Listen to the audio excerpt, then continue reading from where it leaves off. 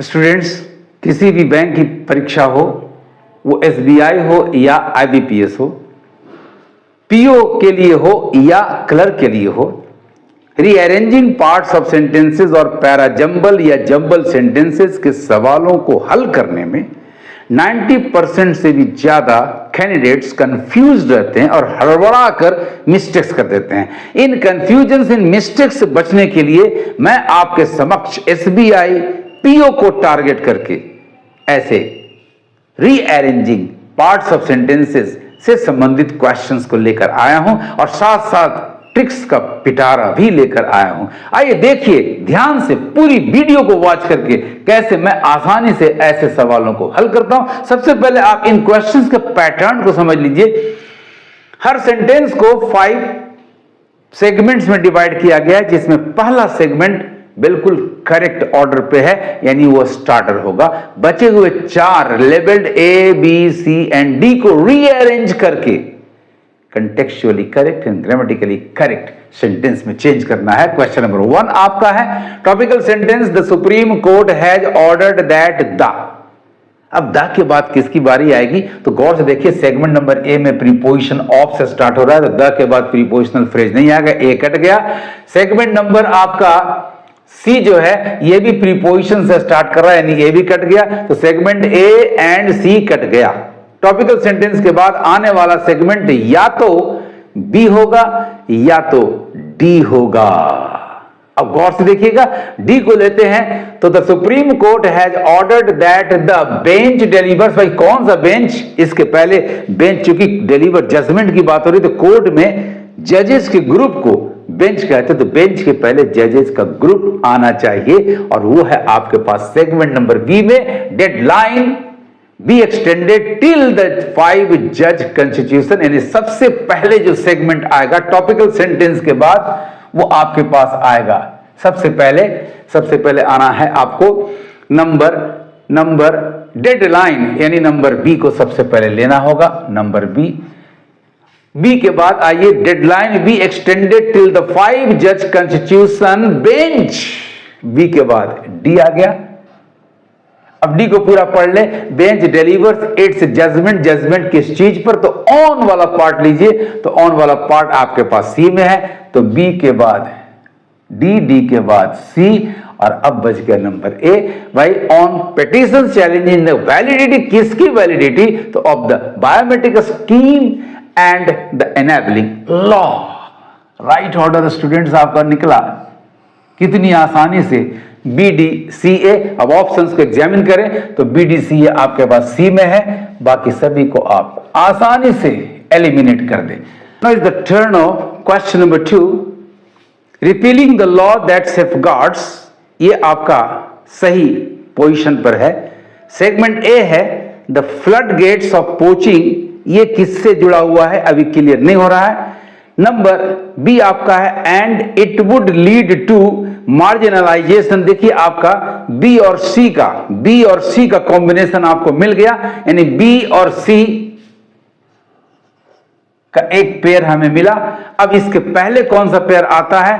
तो बचा आपका अभी D, the indigenous people would open. Yes, D हमारा repealing the law that safeguards the indigenous people would open, यानी डी आएगा।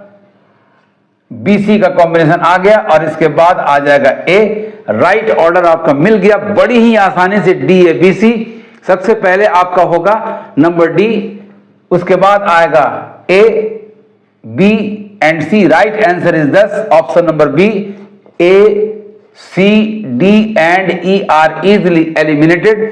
Completed sentence, sorry rearrange sentence जो होगा या रीअरेंजमेंट के बाद जो सही सेंटेंस होगा वो आपका सेंटेंस होगा repealing the law that safeguards the indigenous people would open, D. उसके बाद A the flood gates of poaching, उसके बाद सी एंड डी ए, उसके बाद B sorry and it would lead to, और तब उसके बाद सी आ जाएगा marginalisation of the indigenous people. बोलिए आसान है या मुश्किल? मुझे पूर्ण विश्वास है कि आप कहेंगे सर ये बिल्कुल ही आसान है। Now is the turn of question number 3, my thoughts are with the families in this unfortunate accident, segment A, recovery of the injured, segment B, of those who have lost their loved ones, segment C, and I pray for the speedy. गौर से देखिए आपका and I pray for the speedy, इससे जुड़ रहा है आपका segment number B, recovery of the injured, and I pray D, और डी के बाद आपका आ रहा है बी। ऐसे भी आप आसानी से आंसर तक पहुंच सकते हैं। अब देखिए कि डीबी का कॉम्बिनेशन किस ऑप्शन में मिलता है, तो यहां डीबी है नहीं, इसको मैदान से बाहर कर दें। यहां भी डीबी नहीं, इसे भी आप एलिमिनेट कर दें। यहां भी डीबी नहीं है, इसे एलिमिनेट कर दें। यहां डीबी मिला, इसे आप सेलेक्ट कर दें। नन ऑफ दीज को एलिमिनेट कर दें। अब बाकी दो निश्चित रूप से मिल जाएंगे, सी और उसके बाद A. Topical sentence, my thoughts are with the families, तो वह फैमिलीज कौन से, तो families of those who have lost their loved ones, यानी सबसे पहले सी की बारी होगी। और उसके बाद ए कहां, तो in this unfortunate accident, right order आपका स्टूडेंट्स कितनी आसानी से पकड़ लिया, C A D B. Correct answer is option number D.